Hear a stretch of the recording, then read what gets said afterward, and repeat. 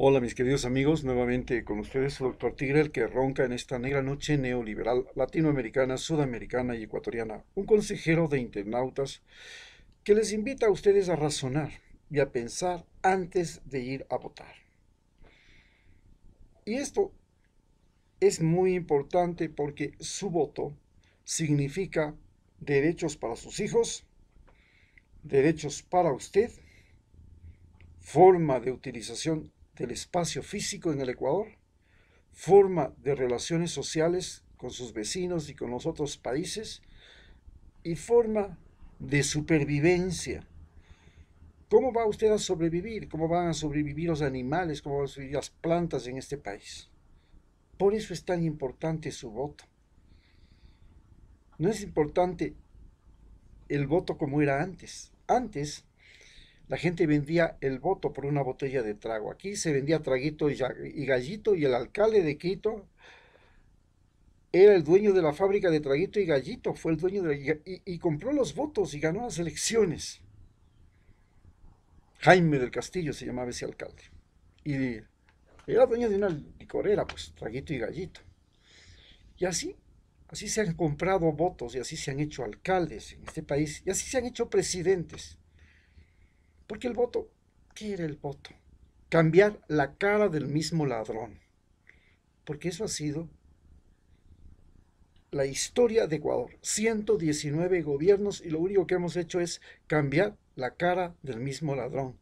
Y alguna vez que pusimos a un tipo que no era tan ladrón o no era ladrón, como no era parecido a los demás, entonces era malo, estúpido, engreído, pedante, ¿cómo se llama? ¿Cómo le decían a Correa? Le decían prepotente, porque si no eres ladrón eres prepotente. Y si no eres mentiroso eres prepotente.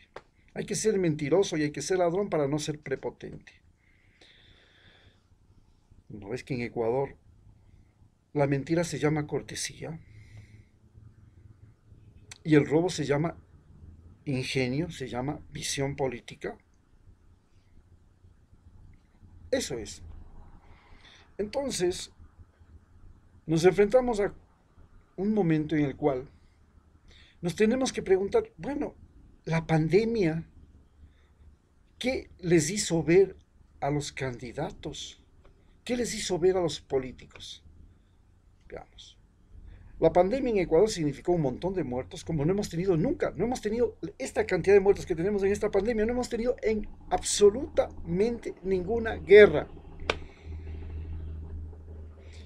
Pero sí hemos tenido posiblemente más muertos cuando los españoles llegaron y trajeron la viruela, el sarampión, la tos felina y posiblemente a lo largo de la historia hayamos tenido más muertos por tuberculosis, malaria, dengue y todas esas enfermedades que siempre nos han matado gente. Ahora tenemos al cáncer, tenemos al infarto cardíaco, que están haciendo de las suyas en nuestro país.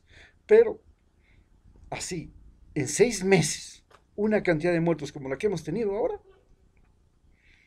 la historia no sé si las haya registrado yo, que he revisado algunos documentos de historia, no he revisado toda la historia, no sé toda la historia. Puedo decir que de lo que yo he revisado, no hay noticia de que haya pasado algo parecido por Ecuador. Y peor el número de enfermos, pues el número de enfermos, eso ya ni siquiera nosotros lo sabemos y ni siquiera confiamos en los datos del gobierno, del Ministerio de Salud, porque la Oficina de Estadísticas y Censos ahora es una oficina del presidente y el presidente dice las noticias que le convienen, o sea, las cifras. Ustedes saben que en Ecuador las estadísticas se han convertido en una forma de mentir con números. Entonces, tenemos así y nos hemos preguntado si esto les ha conmovido, si a ellos, algún candidato se le ocurrió decir, bueno, creo que podemos inventar una vacuna, creo que podemos buscar una planta medicinal. La vacuna nos sirve para prevenir, la planta medicinal o el medicamento nos sirve para curar a los que están mal, porque tenemos los dos problemas, tenemos que prevenir y tenemos el problema de que también tenemos que curar. ¿Cómo hacemos? ¿Algún presidente, algún candidato se le ha ocurrido la idea? Bueno, en mi gobierno, el Estado se va a preocupar de vacunar a todos los ecuatorianos y de tener medicinas preventivas, medicinas curativas y una organización social que permita tener cuarentenas, tener situaciones similares a las que hemos visto, pero sin las consecuencias que hemos tenido ahora. Pues qué fatalidad. Se ha venido abajo la economía, estamos de rodillas, pidiendo a Dios, porque nadie más nos puede salvar de esta desgracia. Entonces nos ponemos a pensar si al cuál de los presidentes y de los candidatos se ha sentado y nos va a hablar en la campaña y durante la campaña de lo que él ha visto, se ha dado cuenta y piensa que esta pandemia obliga a cambiar en Ecuador. Pero no solamente es la pandemia. Gracias a la pandemia hemos desarrollado el uso de la Internet y nuevas formas de aprender, de trabajar, de comunicarnos, de relacionarnos, y se ha cambiado el orden social establecido. En el orden social establecido había un tipo de vecinos, una forma de enamorar, una forma de comprar, una forma de vender, una forma de mostrarse inteligente, una forma de mostrarse estúpido, que era muy diferente a la que ahora tenemos. Y entonces la pregunta es, usted, señor presidente, cuando hace su propuesta de gobierno, cuéntenos cómo va a utilizar esa nueva herramienta que se llama la Internet para cambiar la realidad de este país que está golpeado, económicamente deprimido, pero resulta que en el mundo entero esta parece ser la mejor herramienta, igual que la vacuna, es la mejor herramienta para sacarnos de la enfermedad. Parece que la Internet es la mejor herramienta para sacarnos de la pobreza. ¿Cómo usted la va a usar? ¿Cómo va a preparar a los estudiantes? ¿Cómo va a preparar a la población? ¿Cómo va a enseñar a la población a utilizar esta herramienta? Es como enseñar a la gente a utilizar carro, para lo cual usted construyó carreteras y les dio licencia y les dio cursos de manejo. Perfecto. Lo mismo. La siguiente cosa que tenemos que preguntarnos es, ¿cómo usted va a cambiar el orden en que están las cosas? Porque eso se llama desarrollo. Desarrollo es utilizar los ingenios humanos y desarrollar, tener una idea. Ok, ¿qué ingenios humanos? Ok, vamos a utilizar la Internet como primer ingenio humano para cambiar la sociedad. Pero también tenemos otras cosas. Por ejemplo, ya no somos una población analfabeta, somos una población de gente que ha estudiado. Muchos están PhDs, masterados, estudios en las 100 mejores universidades del mundo. ¿Cómo usted va a utilizar ese recurso? ¿Cómo usted va a utilizar esos recursos que salen de los colegios y escuelas, que en este momento son ninis, ni estudian ni trabajan? Y no solamente de los colegios y escuelas, los de las universidades están todavía en peor.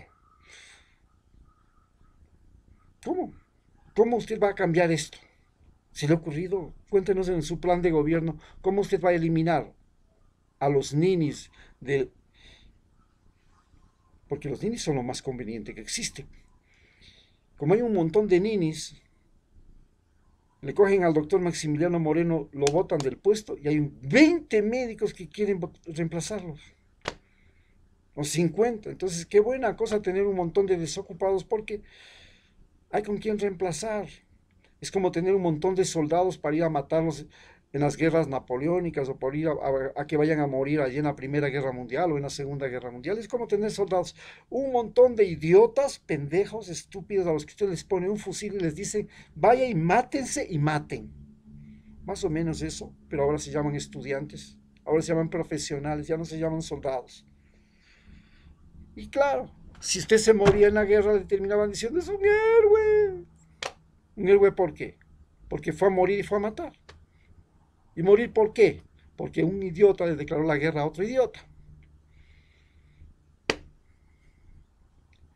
Esa es la situación a la que nos estamos preparando y nos preguntamos, bueno, los candidatos, ¿cuál es la visión del desarrollo que tienen?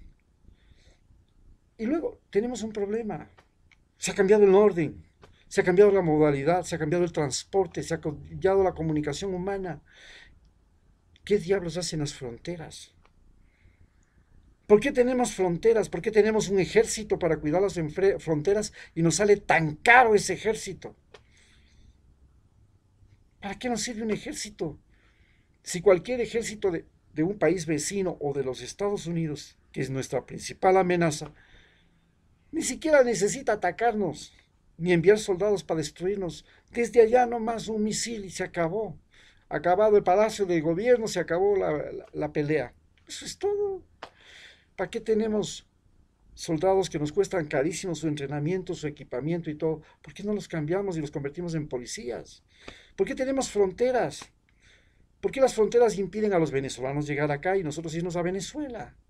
¿Por qué? ¿Qué problema hay? ¿Por qué nosotros tenemos que estar metiéndonos por debajo de los túneles, por, en el muro de Trump, y no podemos ir a trabajar allá? ¿Y por qué los gringos no pueden venir acá a vivir aquí su vejez y su jubilación tranquilos? ¿Por qué?